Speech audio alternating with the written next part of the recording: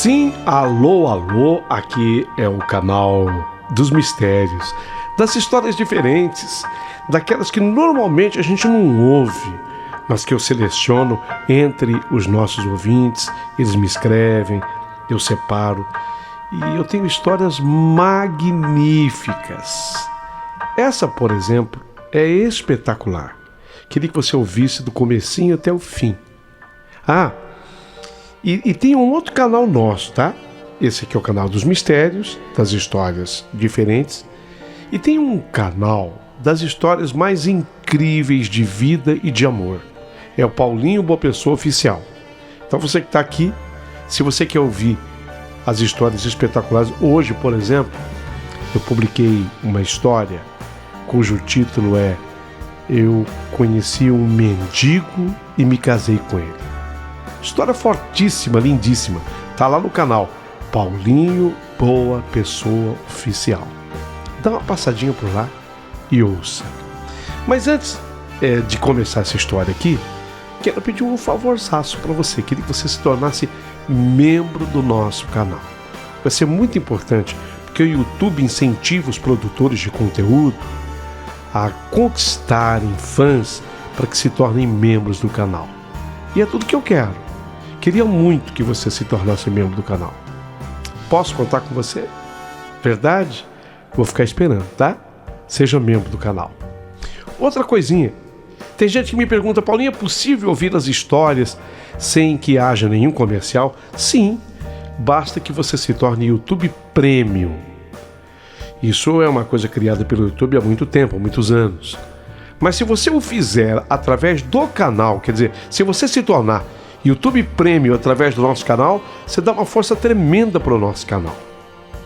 Quer ser YouTube Premium?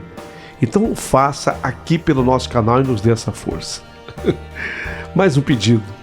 Se inscreva no canal, é muito importante. Acione o sininho para que sempre que entrar uma história nova, você seja comunicada. Posso contar com você? Palavra? Então é hora de conhecer mais uma história extraordinária. Prepare o seu coração para as coisas que eu vou contar, porque a história extraordinária de hoje, aqui no canal, acabou de começar.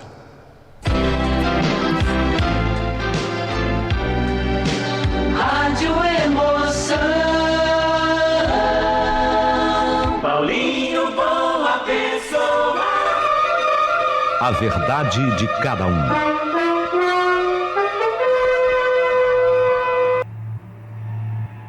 Não é possível, pastor Amadeu, o senhor enlouqueceu. O senhor tem uma boa igreja aqui em Pirituba. O senhor vai para o Amazonas? Eu preciso. A minha resposta era: eu preciso ir para o Amazonas. Eu tinha um chamado de Deus. Sim, eu estava numa situação tranquila com a minha igreja em Pirituba, não há dúvida. Eu e a minha esposa, Eleonora, que sempre me ajudou com as ovelhas. A Eleonora sempre foi o meu braço direito, mas agora eu havia tido um sonho. E o sonho havia sido tão nítido, tão claro. Inhamundá. Quando eu digo assim, Inhamundá, as pessoas questionam, perguntam, mas o que é isso? Inhamundá, para quem não sabe, é um município brasileiro. Mas é um município brasileiro que fica lá no estado do Amazonas. Inhamundá, inclusive, faz limite de município, e isso, para quem não sabe, com Parintins, com Urucará, município de Roraima faz divisa, estado do Pará faz divisa. Mas era para lá que eu tinha que ir, porque afinal de contas, tudo havia sido tão nítido e claro. Eu precisava levar a palavra de Deus para aqueles que viviam em Inhamundá, inclusive os indígenas. Porque vocês sabem que essas regiões do Amazonas, elas são habitadas ainda por muitos índios. E ali em Inhamundá viveram os índios Uabois, Jamundás os cuniris, Juncari, viveram ali. E era para lá que eu queria ir, pregar a palavra de Deus, e não foi fácil. Com muito sacrifício, eu consegui, junto aos fiéis, uma doação para as passagens aéreas. Eu fui até Manaus, capital do Amazonas, e depois eu segui por água, porque o detalhe é o seguinte, para quem não sabe, eu revelo aqui, em Inhamundá, não tem estrada que ligue Inhamundá a Manaus. É tudo rio, é tudo água. E foi para lá que nós fomos. Eu e minha inseparável esposa Eleonora. E principalmente a nossa Bíblia. Porque o desejo era levar a palavra de Deus para quem vivia naquele mundão de meu Deus, em Inhamundá, que para muita gente hoje está sendo uma palavra nova, diferente. Eu tenho certeza que muitos dos que estão ouvindo a minha carta, a minha história, não sabem, não conhecem, nunca ouviram falar antes de Inhamundá. Não teríamos igreja lá não. Lá seria na base do barco. Na base do barco, na base da canoa, do jeito que desce, era no pé 2, eu e a minha esposa. Eu e a minha querida Eleonora, do jeito que desce. É na base do pé 2, era na base do barco, andando pelo meio da mata. E assim, a gente vai cumprindo aquela missão, sabe? Você não pode imaginar a alegria. A dificuldade era imensa. Porque eu estou falando de uma região de selva no Brasil. Eu estou falando de um lugar inóspito, um lugar com o qual não estávamos habituados, não. De tantas dificuldades. Em Inhamundá, lá no estadão do Mato Grosso, onde não tem estrada que liga, é só rio, água, mato, árvore, muita árvore. E você não pode imaginar a alegria que dava, tanto em mim quanto na Eleonora, quando nós conseguíamos juntar, de início, meia dúzia de pessoas, depois 10, depois 15 ao nosso redor, ouvindo a pregação sobre a palavra de Deus, depois 50, houve a oportunidade que havia 100 pessoas ao nosso redor, e a gente começou a pregar para as pessoas que lá viviam, os ribeirinhos, como são chamados, os amazonenses assim são chamados, porque vivem às margens dos grandes rios. Pregávamos para os ribeirinhos e começamos a pregar para os índios também. Naquele dia, eu e a Eleonora, nós nos empolgamos um pouquinho. Deixamos passar da hora. Pregamos por uma aldeia indígena. A noite era de lua cheia. E nós teríamos que caminhar um bom tanto até chegarmos ao barqueiro que combinou conosco e nos aguardava no rio, para levarmos. Esse barqueiro traria a mim e a minha esposa Eleonora até o município de Inhamundá, onde nós tínhamos a nossa casinha, onde nós morávamos. Só que quando eu deixei a aldeia indígena, que eu me despedi dos índios depois de ter pregado, eu tinha que caminhar com ela mais ou menos, para que vocês entendam, coisa assim de uns 800 metros. Mas eram 800 metros dentro da mata. Havia aquele carreador, havia aquele trecho onde você passava, mas era mato da esquerda, mato da direita. Os índios estão habituadíssimos com aquilo, mas a gente nem tanto. Pregamos, peguei a Eleonora, nos despedimos dos índios, eles nos levaram até a boca do carreador e dali para frente nós seguíamos 800 metros. Não mais do que isso, até chegarmos à margem do rio. E da margem do rio para frente o barqueiro nos conduzia até a nossa casa, porque a nossa casa fica em Inhamundá. E fomos, eu e Eleonora.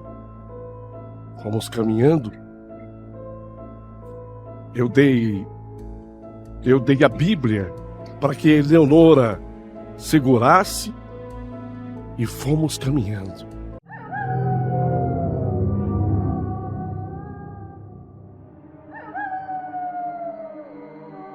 você vai ouvindo aquele som, sabe? Do mato, aqueles bichos, pássaros noturnos, vagalumes, aqueles grilos que são naturais da mata. Não seria uma longa distância, coisa de mais ou menos uns 800 metros.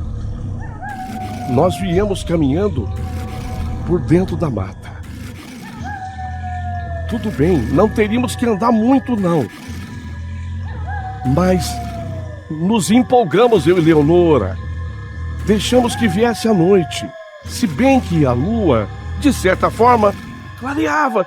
Os olhos da gente têm um poder de adaptação incrível, porque na medida em que você está no escuro, a sua pupila, ela se adapta numa velocidade incrível. E de repente você começa até, sabe, a enxergar onde não tem uma luz acesa.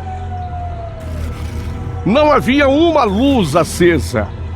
Escuro. Tudo escuro. Estávamos eu e Leonora nos aproximando, quem sabe já da margem do rio. Se tínhamos que andar 800 metros, nós já tínhamos andado mais de 600. Estávamos chegando. Já estávamos chegando. Olha, na verdade, onde tudo aconteceu, não tinha 100 metros para a gente acabar de atravessar e chegar à margem do rio, onde o barqueiro havia combinado nos esperava. 100 metros. E de repente, quando eu estou segurando a mão da Eleonora, a Eleonora segurava a Bíblia, porque com a outra mão, à esquerda, eu ia assim meio que tirando o mato da frente. Havia o carreador, mas sempre um mato ou outro que crescia. Eu ia tirando com a mão esquerda o mato da frente. Não tinha mais 100 metros. Eu tô com a Eleonora, chegando já à margem do rio, quando de repente eu sinto aquele golpe veio de cima. Aquele peso, mas foi um peso tão grande. Foi um golpe tão grande. Eu sinto, eu tô andando. O golpe foi sobre mim, mas refletiu na Eleonora, porque eu caí com aquele peso, caí para trás. A Eleonora, que levou o esbarrão, ela cai na lateral, ela cai assim pro mato. E pasmem, vinha de cima de uma árvore uma onça! Era uma onça pintada.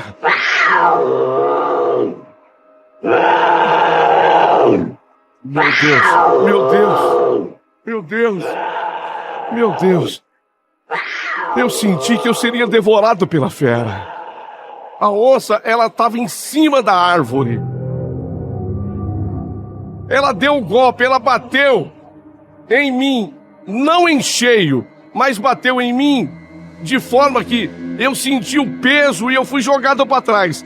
A Eleonora, que estava do meu lado, sentiu o reflexo, caiu na lateral, para a lateral direita do carreador. A onça.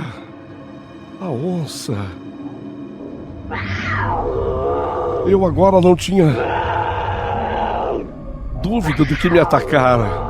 Eu digo isso na narração de uma carta, mas é preciso que as pessoas que estão ouvindo entendam que tudo isso é uma fração de segundos. Tudo isso é uma fração de segundos. Eu seria devorado por aquela fera. Eu seria devorado por aquela fera. Na escuridão da noite, devido ao luar, eu vi o brilho nos olhos dela.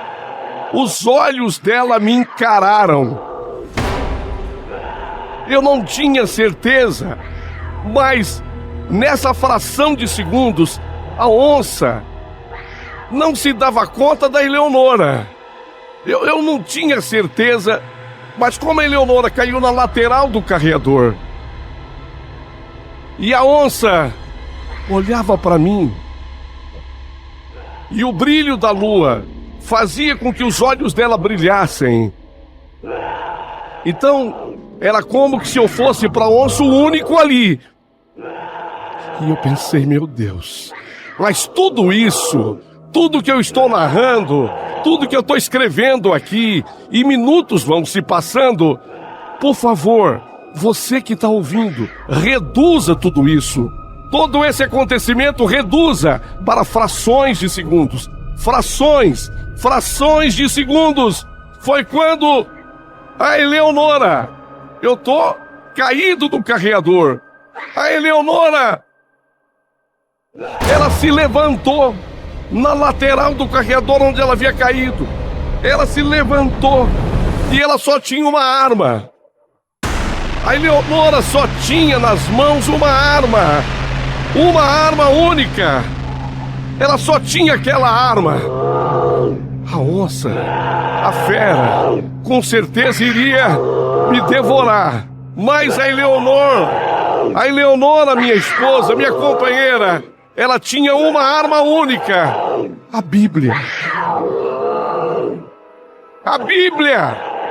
E a Eleonora, então, eu não sei o que passou pela cabeça dela, mas a Bíblia era grande. A nossa Bíblia era grande, aquela Bíblia pastoral, aquela Bíblia de pastor grande, inclusive com as letras grandes.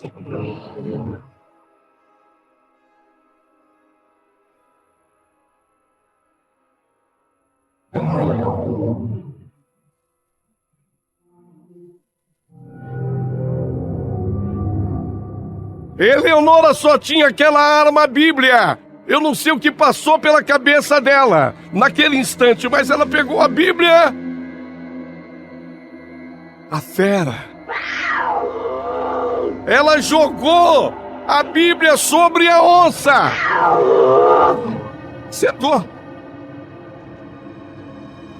A onça deu um último miado e correu.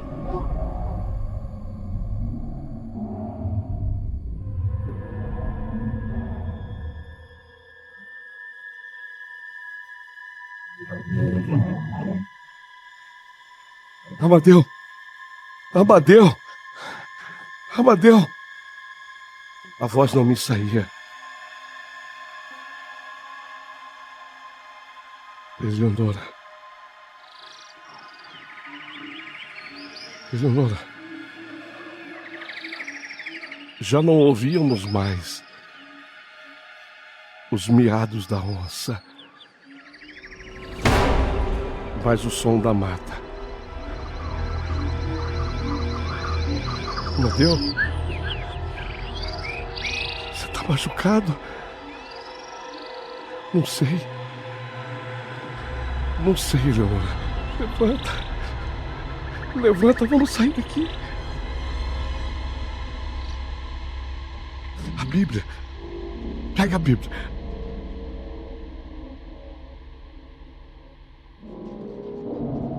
Ouvíamos o som da mata. Pegamos a Bíblia.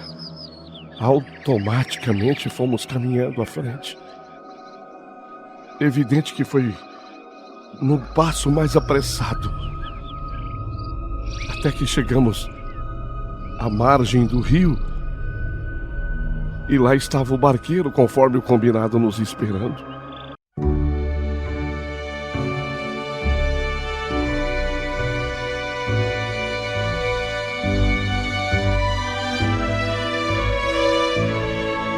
Perguntamos, quando tivemos condição, se ele havia escutado alguma coisa, ao que ele respondeu que não havia escutado nada.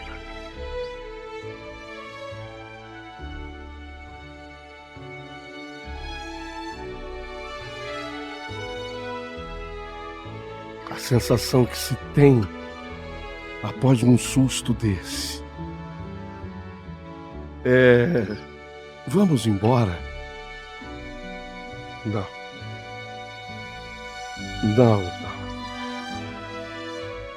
Eleonora, Deus nos deu a resposta. Quando você já ouviu falar que uma fera, uma onça pintada daquela, sei lá quanto pesava, sei lá quanto media, quando você ouviu falar que o peso de uma Bíblia pode assustar uma onça daquela? Quem nos livrou da fera foi Deus, a palavra de Deus. Tenha certeza que nada mais vai nos acontecer aqui. Vamos pregar aqui até que a nossa missão seja cumprida.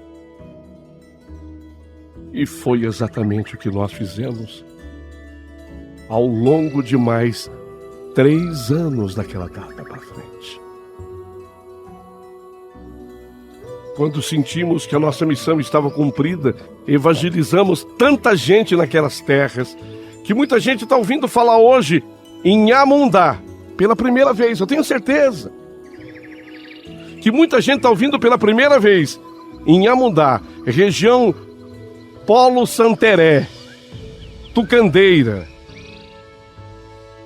Já ouviu falar dessa região Polo Santeré, Tucandeira? Pois é, em Amundá, fica no Brasil, no estado do Amazonas.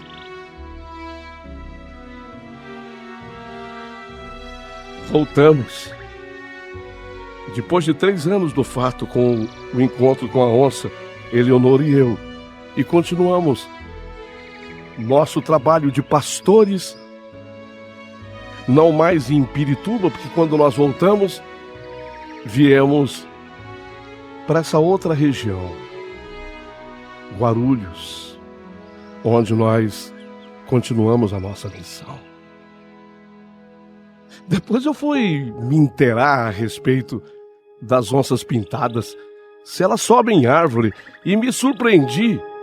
Sobem, até quando pesam 200 quilos, elas sobem. Tem onça pintada no Amazonas que vive sobre uma árvore 3, 4 meses com o filhote, porque lá é uma região muito alagada, muita água, e quando é tempo de cheia não dá para descer mais da árvore.